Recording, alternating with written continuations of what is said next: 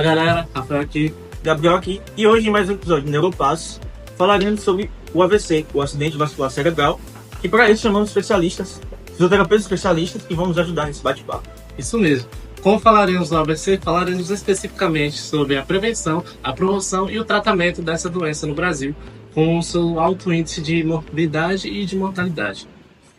Estamos aqui com nossos dois fisioterapeutas especialistas. Oi, gente. E hoje, vamos falar, para começar com esse bate-papo, falaremos com o Elnatan, fisioterapeuta especialista em neurofuncional, formado na UNIT.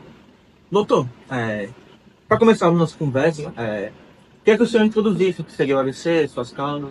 Obrigado pelo convite de vocês, Neurofáceis. Eu gostaria de estar falando sobre o AVC, que é o acidente vascular cerebral, a falta de irrigação no cérebro. E essa doença tem uma característica única, que é o início agudo, que é um déficit neurológico que persiste pelo menos 24 horas. E esse divide em dois tipos, que é o isquêmico e o hemorrágico. Doutor, então, essa doença ela atingiu o sistema nervoso central, correto? Sim. Então, eu já ouvi dizer que existem dois tipos de AVC, né? Sim, existe. E é o hemorrágico e o isquêmico. O isquêmico vai ser por uma embolia ou arteriosclerose, que seria a obstrução do vaso. A arteriosclerose, que é por gordura, um fixamento de gordura no vaso sanguíneo. A hemorragia seria um rompimento de um vaso e extravasaria sangue para todo o cérebro. Doutor, e existe algum fator de risco da AVC ou não? Existe sim. O fator de risco seria pessoas hipertensas, pessoas que têm problema de circulação sanguínea. Que seria pessoas com arteriosclerose, como a gente falou, pessoas com diabetes mellitus, pessoas com hereditariedade de coração ruim. Além disso, a obesidade, a falta de exercício, o que a gente come também, ou uma alta pressão. Doutor, e é possível determinar sequelas e alterações desse acidente vascular cerebral? Infelizmente não. Por quê? Cada caso é um caso. Vão ter pessoas que vão ter um AVC leve e curtos, e vão ter pessoas que vão ter um AVC duradouro e grave. Então não tem como determinar um sintoma, bater um martelo. Bom, agora que já entendemos melhor sobre o AVC, sua definição, eu gostaria de dar a palavra para a fisioterapeuta Alanis, que também é fisioterapeuta neurofuncional e que também é formada pela UNIT. Bom, doutora, primeiramente, muito obrigado pela sua presença, tá?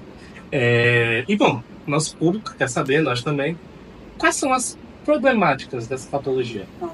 Sobre os sinais que indicam o AVC e a escassez de políticas públicas para uma assistência preventiva e terapêutica são fatores que devem ser levados em consideração para doenças cerebrovasculares serem a principal causa de mortalidade. A gente tem aí entre 14,2% dos óbitos em países de baixa e média renda, onde o Brasil está incluído. E aqui no nosso país, se há poucos estudos sobre taxa de mortalidade, índice e prevalência do AVC. E bom, a linha de cuidados do AVC para pacientes atualmente é uma das intervenções mais poderosas, se assim dizendo, que temos disponíveis na reabilitação neurológica. Apesar de já se haver um consenso internacional e nacional sobre a importância dessa linha de cuidado, ainda para ser concretizada ainda está distante. É uma realidade muito distante para ser concretizada na nossa unidade de saúde pública e na América do Sul. E também cuidados preventivos maiores, né? Só antes da senhora falar, a produção deu ponto aqui e a fisioterapeuta Eduarda acabou chegando atrasada. Boa noite, gente. Boa noite. Desculpa o atraso. Obrigada. Pode sentar aí, à vontade. Desculpa mesmo, gente. Não, tudo certo. Bom, retomando o que a gente estava falando, né? Posso pôr sua pergunta? Doutora, pelo que eu entendi, pelo que a senhora falou, tem que ter uma linha de cuidados mais desenvolvida e os cuidados preventivos têm que ser melhores, né? Ou tô errado nesse quesito? Exato, por isso é importante a gente trazer essa discussão sobre o assunto, para aumentar a visibilidade aumentar o conhecimento das pessoas sobre a patologia e evitar negligências.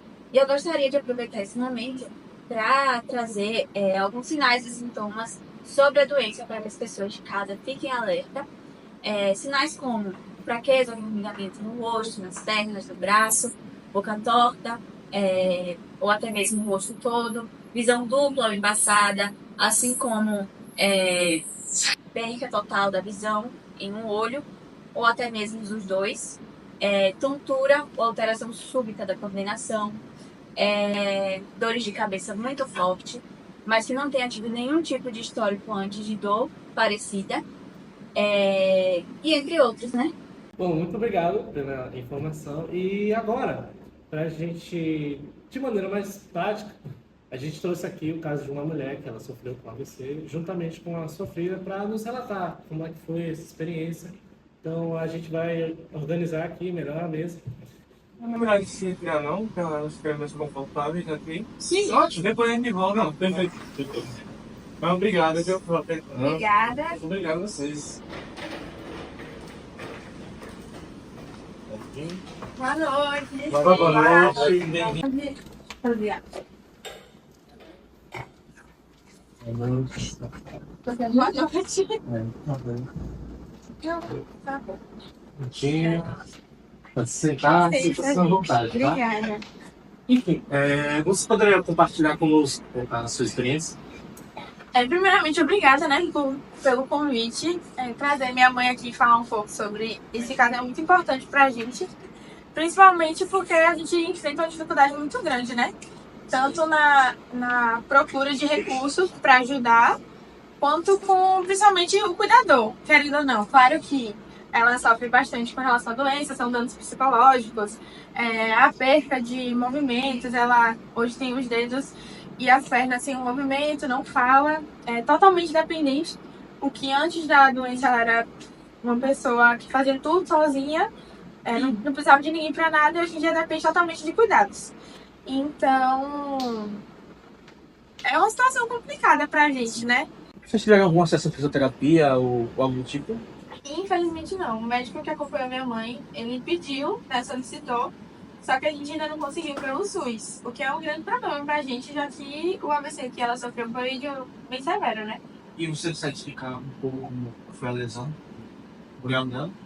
Então, além do que os médicos me falaram, eu andei pesquisando bastante pra ajudar, né? No caso da minha mãe, já que eu sou uma pessoa totalmente leiga e nunca tinha ouvido falar sobre o assunto ou sofrido, né? Não tinha ninguém próximo a mim que tinha sofrido. A gente fez uma tomografia, inclusive eu tenho um laudo pra dar uma explicada, porque eu não conheço muito bem os termos técnicos que é usado, né?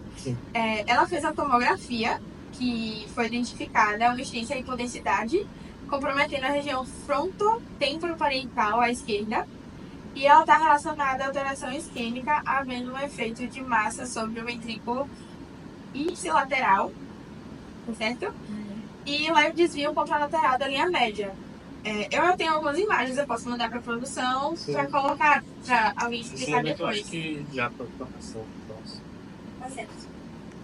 Bom, muito obrigado a Dona Elô e Júlia por terem relatado a experiência e tal.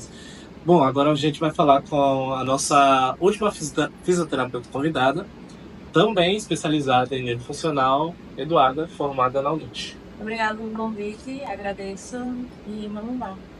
Doutora, a senhora trabalha com a reabilitação do funcional. Então, a gente gostaria de saber mais qual é o seu papel como fisioterapeuta no pós-AVC. Isso eu trabalho já há muito tempo, né, nessa especialidade, e eu fico muito feliz ao ver a evolução dos pacientes a cada sessão, né? E assim, a gente não pode dizer ao certo quais são as sequelas e quanto tempo elas duram. Porque cada caso é um caso, a gente tem que analisar a funcionalidade do paciente. O que nós, fisioterapeutas, recomendamos é que, tipo, os pacientes que têm as sequelas comecem o quanto antes as sessões de reabilitação, porque o tempo vale ouro. Então, assim, a fisioterapia, né, ela ajuda na funcionalidade tanto dos membros motores inferiores quanto dos superiores, no controle da postura, como é o caso da mãe de Júlia, que ela não consegue mexer os membros e, tipo, quando a gente trabalha dentro da fisioterapia, a gente faz a movimentação para que ela ganhe uma independência para realizar as atividades do dia a dia dela. Bom, agora iremos finalizar o programa. Quero agradecer, Eduarda, pelas informações. E agradecer também a todos os outros fisioterapeutas que participaram, a Dona Elô e Júlia também por participar. Muito obrigado, espero que tenham gostado, tá?